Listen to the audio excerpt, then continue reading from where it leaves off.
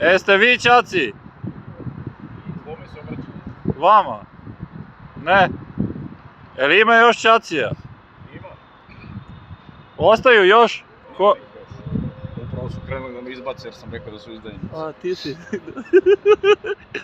Evo, ovaj gospodin je bio unutra, šta ste vidjeli? Kažite za YouTube. Napali su gospođu ovi majmuni. Stvarno?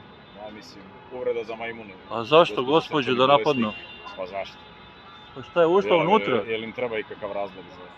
Šta je ušla da vidi i napali je? Pa policija je pustila, žena je prošetala sa sinom i onda su ovdje kad je krenula da izađe napali su je i srčani bolesnik već sat vremena čeka nekakvo rešenje, nekakvu pravdu, ali ova policija je apsolutno nezainteresovana kao i danas sa Šarovićem. Pa gde je gospođa? Bilo tu plava kosa.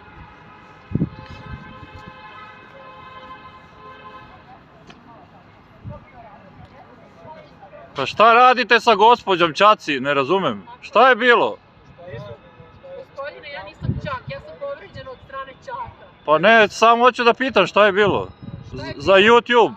Sada su me pred 15-godišnjim, odnosno sad 16-godišnjim sinom nazivali kurvom sa sve maskama i proterivali me iz ovog parka, na što sam ja na kraju izašla, ali sam onda dobila od redara, znači sa ovom žicom po svom telu i kola mi je povređena i trenerka, kao što vidite, inače sam srčani bolesnik sa defibrilatorom u srcu i epilepsijom.